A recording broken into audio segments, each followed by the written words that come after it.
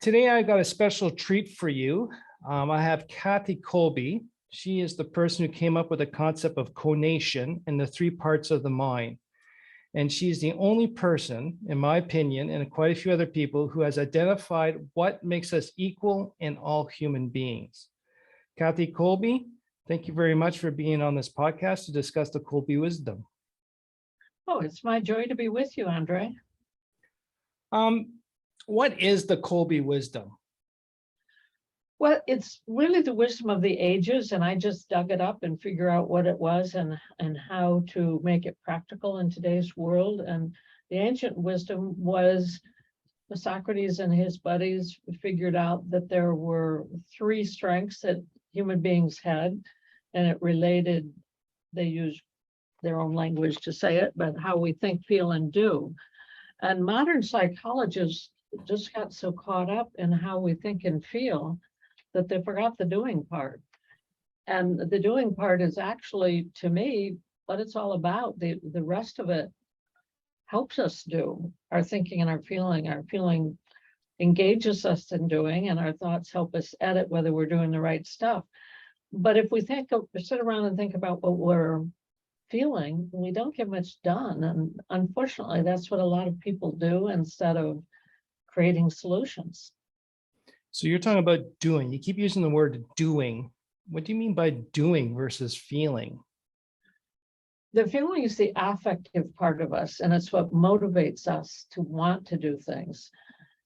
The cognitive part of us is our intelligence, how we think about it, how we can take things apart and decide whether that's good or not and whether it's right or not. So actually, the good part is the affect, the right part is the cognitive. But in the middle there, we have to do something. If we just sit around and think and feel and that's where the philosophers said, that's not good enough. You just can't sit around and be a thinker. You can't sit around and feel good about your thinking. The thing you have to do is make something happen. And when you make something happen, you're using the totality of your mental faculties. And you are thinking, feeling, and doing. You're creating solutions. And that's what I'm all about, is helping people create the solutions that fit their needs. And needs, that's an interesting word. There's so many different interpretations of that. In your, what's your definition of a person's needs to do something? I think that we all need to be purposeful. We all need to have a reason to be. And so the most wonderful need of all is your need to be you. Your need to have the freedom to be who you are. And that means doing things the way you would naturally do them. So purposefulness tied with freedom to act purposely through our own methods is the key to success. That's how we help kids feel confident. That's how we reduce the feeling that I don't have any worth. If you have a purpose, what I can tell you is you have a way of accomplishing it, because we're all born with an equal amount of creative problem-solving abilities. And what I do is identify those abilities for people and say, this is who you are. This is how you solve problems. Now, next time something comes up you want done, try doing it your own way. You'll not only solve the problem better, but you'll have the joy of accomplishment in doing it your way. And when I say that to young kids, it's like, I'm me. Oh, I don't have to do it mom's way. Well, you have to follow the house rules, but you can accomplish getting those things done your own way. You can learn your own way. Now, for me, and as you know, I'm a little bit of an odd duck. I don't learn in natural ways because I don't learn by memorizing facts. I learn by bottom lining it, saying, oh, this is what matters. And so do you. We have that in common. I'm a fact finder. I need details. Oh, you have more fact finder than I do. I got quite a bit more. So yeah. I don't pay attention to the details. I pay attention to the bottom line of how they work and interact with the needs of, in my case, trial and error. See what happens. I learn what I'm thinking when I hear myself say it. Right. So I don't have an agenda. when someone says, what are you going to talk about? Well, whatever you want me to talk about. But my theory stays the same. The Kolbe wisdom is proven and researched, and I have data that supports my theory. But how did I come up with it? It was by trial and error, because that's the way I learn. So I would have learned better in school had I been given more opportunities to figure out how to divide the numbers and get equations. And just making me memorize an equation was a pretty dumb way to try to teach someone like me. So I ignored it and found my own way. So what I heard a lot there, Kathy, was if the result is A, me and you will reach the result, the same result, but differently, on a different path. Yes. And I think that's key for everyone to understand. Not only being a neurodivergent brain, it's a different way of looking or a way our brain works, but even strength-wise, instinctually, we got different ways of doing things. And my way is the right way for me, not for you. But if we're allowed to do what we do best in the manner that we do it, we'll get to the same results. It's just on a different path or a different way. And what's wrong with that? Well, unfortunately, what's wrong with the world is parents think that if they teach the kids how they do things, the kids will do it the right way. And that's not true. We have a lot of parent youth struggles just because of that. You have to let your kids figure out who they are and how to use their abilities. Value-wise, there's a right and wrong. Cognitively, for many things, there's a right or wrong answer, but how you get to the answer, how you use it, what you do with it is conative. And that conative part of the brain is our individual creativity. Even with identical twins, which I've studied quite a bit, they're not the same conatively. They create differently. They are who they are. So this creative spark we have through the conative part of our brain, we're born with, but it is not genetic. And parents don't understand that. And we haven't been taught that. Scientists haven't understood it. And because my work was a big breakthrough in science, a whole lot of scientists would kind of like it if I'd shut up, because they have to rewrite their textbooks. Right. So they'd rather not talk about this new stuff I've come up with. But the truth is, parenting is impossible if we try to show kids how to do it our way, because the odds are more than 80% likely our way isn't the way our kids need to do it. No, and they resist. They will resist doing it that way. Yeah, and then we get this, why aren't you doing what I told you to do? Right. Well, they don't have the words for it or the understanding of why. They're not trying to be naughty or bad or disrespectful. It just doesn't work for them to do it your way. And I think kids know more than adults do what works best for them and how they work best. You know, the interesting thing is kids are born with a set of instincts. I've been in the nursery when some of my grandkids were born, and I saw them in the first hour, and I could guess some of their MOs, at least their initiating cognitive behaviors in that first hour. They know who they are who they are. Just leave them alone and let them be who they are. But no, mom's read the baby book and knows that you're supposed to do this or you're supposed to do that. Well, but is that right for this kid?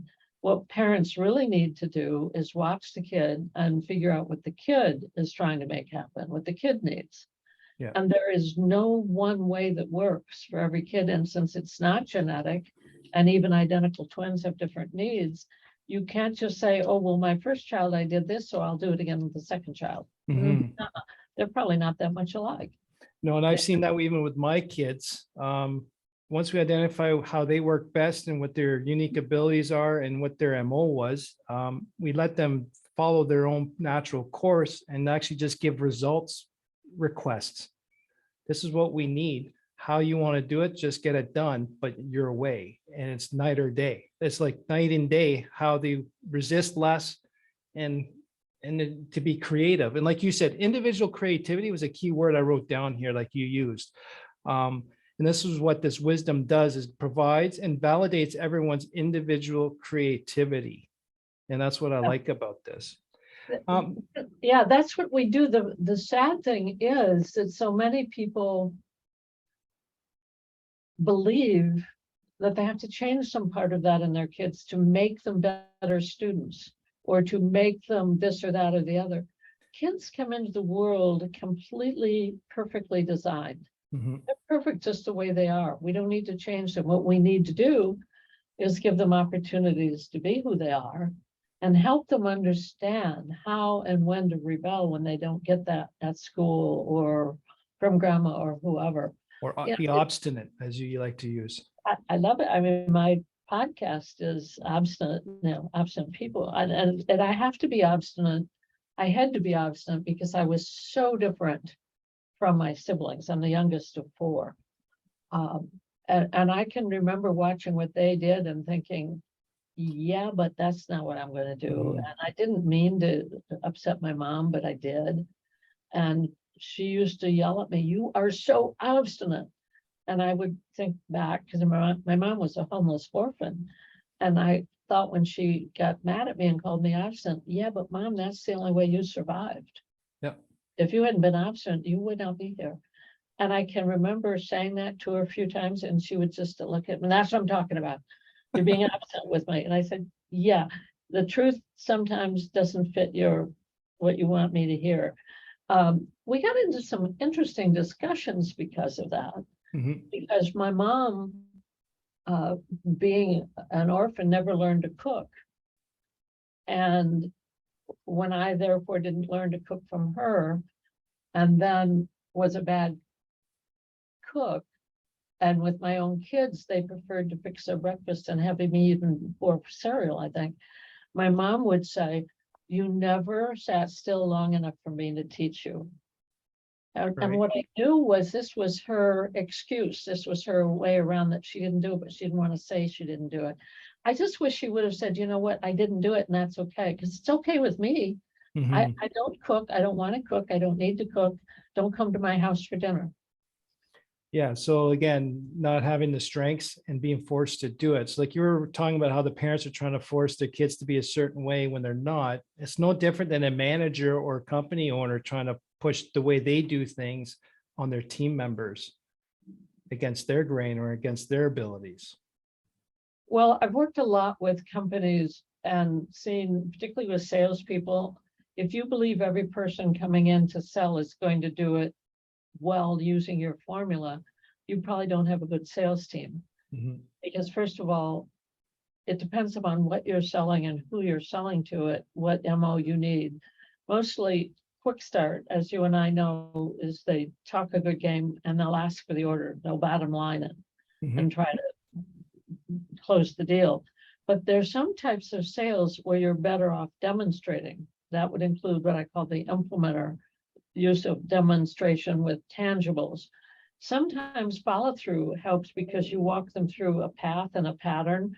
First, you'll need to do this and then that, and then this will happen, and then you'll get all your problems solved. If you give a sales lead, somebody who you know is a follow through sales presentation, your probability of closing the deal goes up astronomically. Yet, so many companies don't even try to get the MO of the buyer. Right. I try to do it, and of course we can use the Kolbe index to do it. I intuit a lot of it and at least get partially there. But if all of your salespeople knew Kolbe, and if your sales leads wanted to do it as a benefit of being your customer, then the whole sales process would go quickly and it just wouldn't cost you as much, take as much time, it'd be better. So understanding how you work and understanding how your end client or end user will work will help you facilitate better communication or better tactics to support their MO, to receive the information in a systematic way, or how they assess uncertainty and risk. Are they very averse to that or okay with it? And how conceptual or hands-on they are. And it's true of every part of our life, including our health. I was on the phone call a couple of days ago with some consultants working with medical professionals. So these are doctors who are frustrated because they can't get their patients to do what they tell them. Mhm. Non-compliant patients. First thing I always tell a doctor, I will be a non-compliant patient. Why? because they will tell me all the facts and all the reasons why I should use just what they tell me. And I'm going to bottom line it, shortcut it, and do it the way that works for me. I'll get it done. I'll do what they tell me, but not the way they tell me to do it. So they consider that non-compliant for the most part. What I'm trying to say to medical professionals is listen to your patient. Even better, have them take the Kolbe, but understand what they need in terms of how they do it. Not Right. what medicine they need, but the process. And if they need a process that's very orderly, okay, fine, they'll take the medicines every day, 3 times a day at the right time. But if they're not followed through, people who naturally organize, you're going to help them come up with a system that will cause them to do it, but not orderly. So early in the week, you set stuff out. You don't want to have to look at it all week. So every day you take part of it or whatever it takes to do it. But it doesn't work to just ignore it and say, do it my way. Correct. And that's not just doctors, that's clients, that's everywhere in life, really, if you got to work with someone or interact with someone. Yep. So just to recap, you said there's 3 parts of the mind. One is cognitive. That's what you know, what you've learned, which can be tested with tests or with tests. You're affective. This is what you like, love, and your emotions and what you like to do. And your conative mind, and that's the cognition. This is what you are willing to do, and won't do, and how you do things. Is it correct? Conation with a long O is how you do what you do, not Thank why. you. How you do it. Yes. Yeah, it's not the why because I care of the affect. It's not the because it's smart to do because of the cognitive. It is not what you do, it's how you do it. So you might be a great salesperson, but you got to do it your way. If you're trained to do it in a follow-through way and you're not a follow-through, you'll fail in the role. Even though you could have succeeded as a salesperson if you just picked up the phone and bottom lined it. Don't give a resistant follow-through a script. They'll just be terrible. And give a quick start a challenge. They respond to challenges that are bottom line, short time, and then they buy in to see what you can do in the next hour. They'll be better than if you gave them 5 hours. It's just so different in how we study. When we say, oh, all kids should study this way, you should have a little desk somewhere in your home and you always go to the same place. You never turn on any sound. You don't turn on music or TV or anything. You want it to be quiet and you want them to have this kind of lighting and they sit there and they study. Well, that will work for approximately 7% of children. The rest of us have our own ways and some of them pretty unique. The implementer is the particular Kolbe action mode that deals with hands-on tactile. A person who has a lot of implementer must move around while they're learning and they need to touch and feel things. I tell them to go study in a tree house or walk around the block as you're memorizing, walking and doing. But don't sit still, don't go to the same place. If you're a quick start, you probably are better off with some sound, turn the TV on, turn the radio on, and multitasking and giving yourself a deadline, you learn more. I never learned a lot in a quiet, dark space ever in my life because my mind would imagine interesting stories. I'd make stuff up, but I wouldn't stick with what I was supposed to do. This whole notion that multitasking is somehow dangerous or even impossible. It's impossible for me not to multitask. I watch television while playing computer games while working my cat. If I'm not doing at least 2 things, I'm bored, and 3 is better. And that's probably one of the reasons I'm a lousy cook, but there are many reasons for that. It really comes down to we don't have to be good at everything. No. But we have to know how to do what we're trying to do in ways that will work best for us. And in a group of people with different strengths makes a very strong team. The worst thing we can do is have people all doing it the same way because then we have inertia instead of creativity. Then we have people walking in this drone-like, non-creative process. You've got to mix it up with different types of people. And that's hard for business owners to do. They Yeah. think my way is the right way. I'll hire people like me because I know how to do it. And that's the worst thing they could do. Been there a few times, and I recommend not to do that. It's hard to hire yourself over and over again because it doesn't You work. are enough. We don't need more than you to be you. Yeah. You fill the room with you. We've been, me and you, we've been spinning a lot of words that I don't think the listeners are very familiar with. So the conation concept, the Kolbe wisdom has 4 action modes, and in each action mode has 3 areas of strengths. Do you mind just expanding on each action mode and maybe quickly on the strengths? Sure, but folks, if you're getting lost in the vocabulary, don't worry about it. Just use the common sense part. You know that everybody you know gathers information in some way. And that's the fact finder part of our action. Every human being has some fact finder way. We're gathering data, we're gathering information. I put everything on these modes on a scale of 1 to 10, and 1 is the least, 10 the most. So the most fact finder anybody could have is a 10. And those are people who are very specific, very detailed. They gather intense amount of information and they're constantly seeking more and to correct it. And they look at it in minutia. They look at the specifics of things. In the mid-range, 4, 5, 6 of that scale, you'll edit other people's detail. You'll review the facts. You'll look at the overview of it, and you'll figure out how you can accommodate the need for information. At the low end of it, where I am, I bottom line everything. I go right to the bottom line, so this is what I think is true, and then I'll see if I can make it work. But I don't get all the data, review it, and then come to the conclusion. I go to the conclusion and say, this is what I think I'm going to find. Let's see if that's true. Right. That doesn't make me a poor researcher, by the way. It makes me poor at doing it the traditional way. Traditional classical science, math, and everything else is initiating fact finder. The way we're taught we're supposed to read, start at the beginning of the book, turn every page, look up every word you don't know. If I learned to read that way, I would not ever have read a book. I go to the back of the book and see if it was interesting enough to bother to read the front of the book. And I skim it.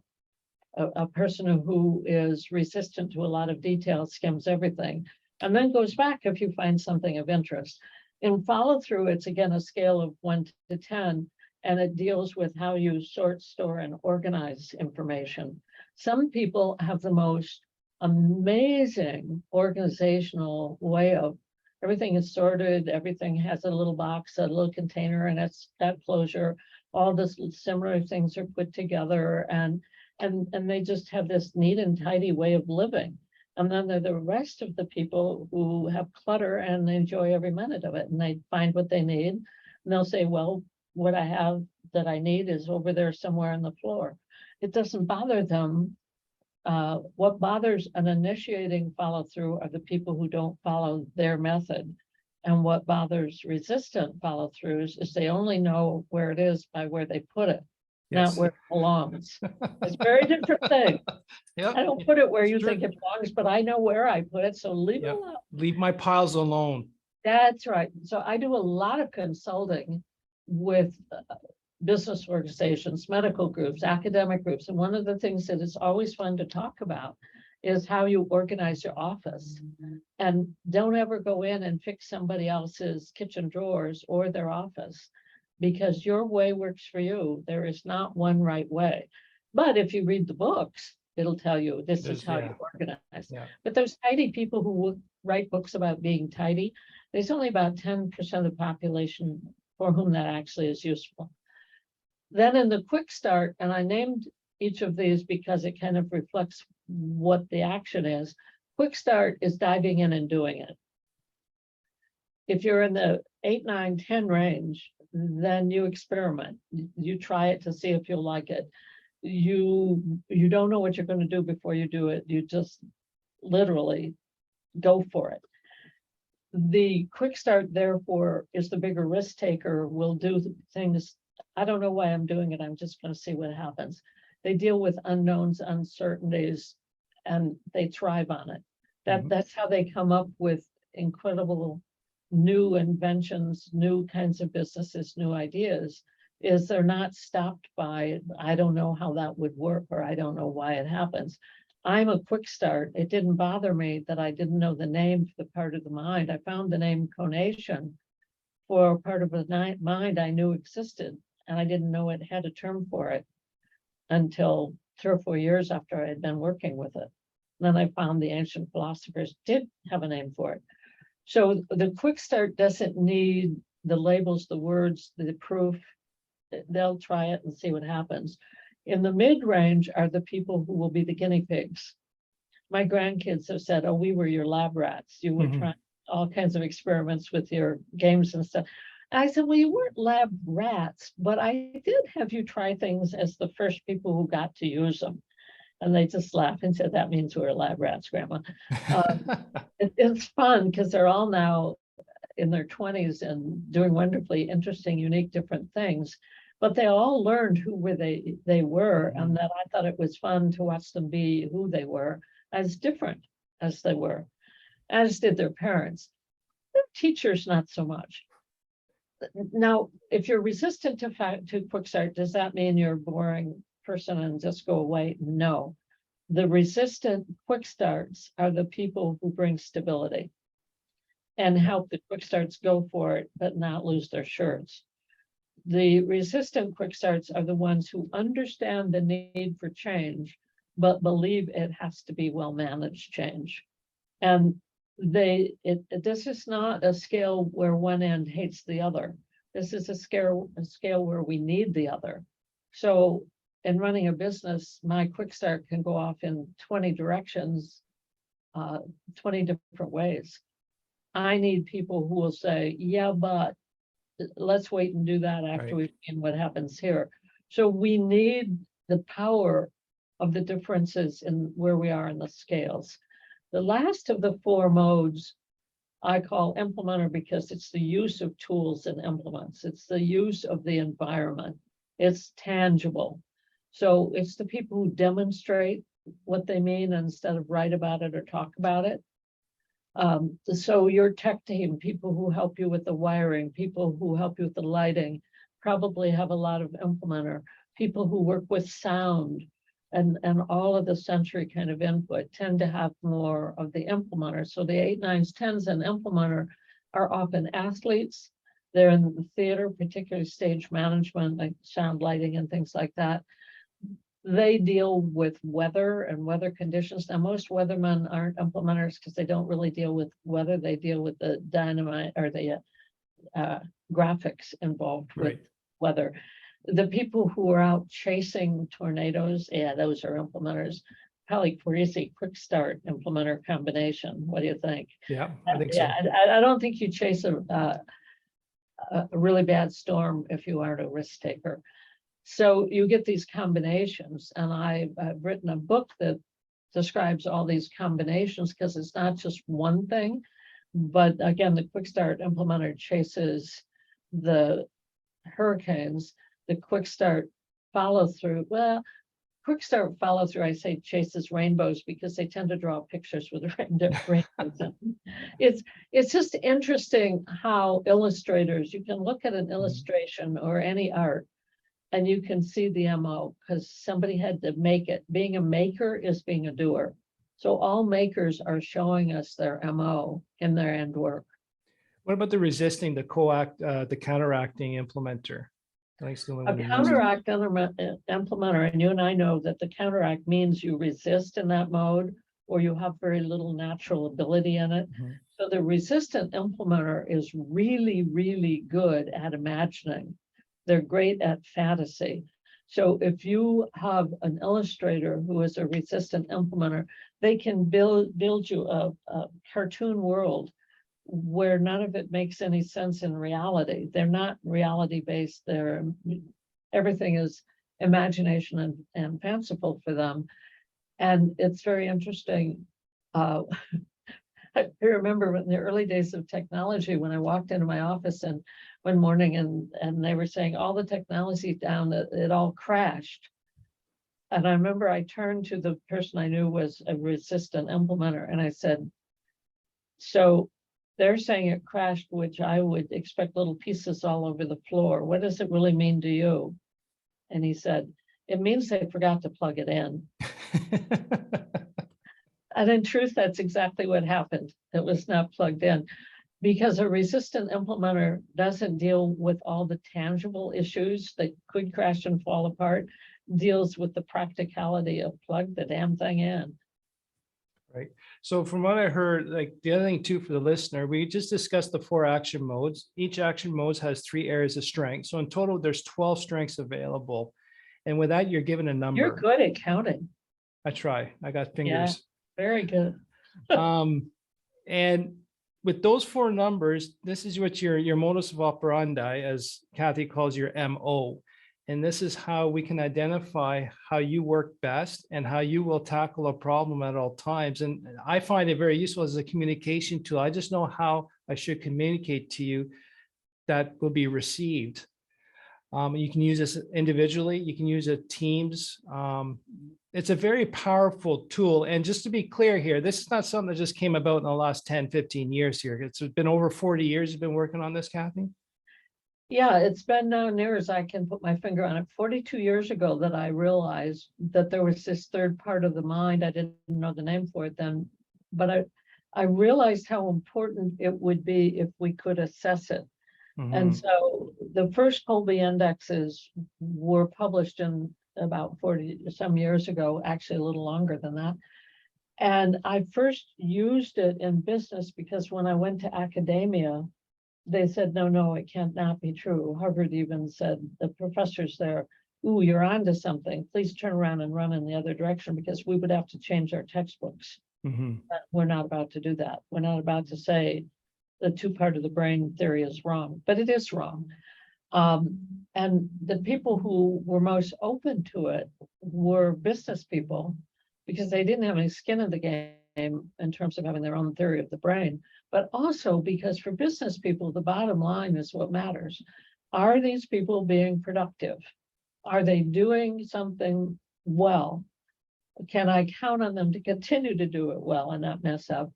And am I paying them money to do things that are helpful?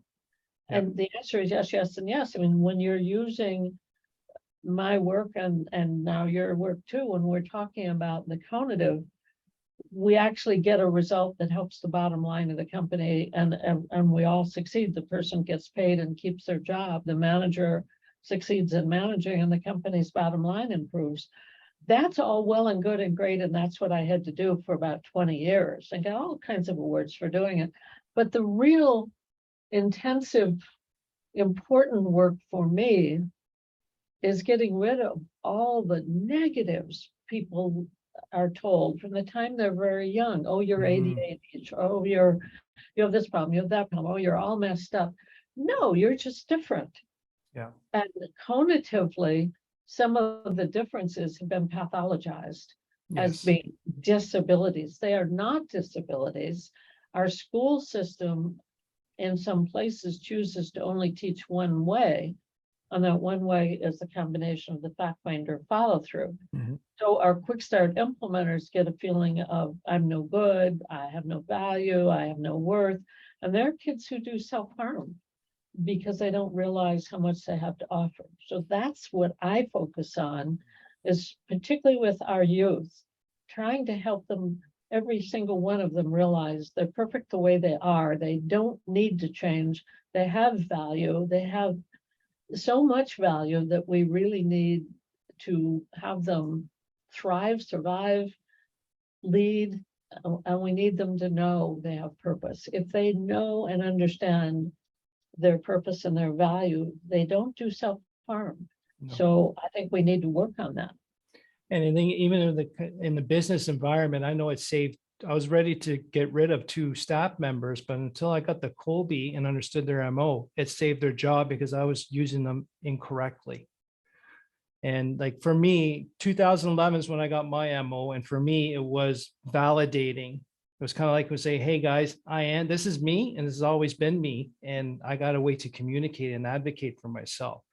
And then I started using it in my companies and Pathfinder, I need to know more. So in 2014, I got certified and been involved ever since.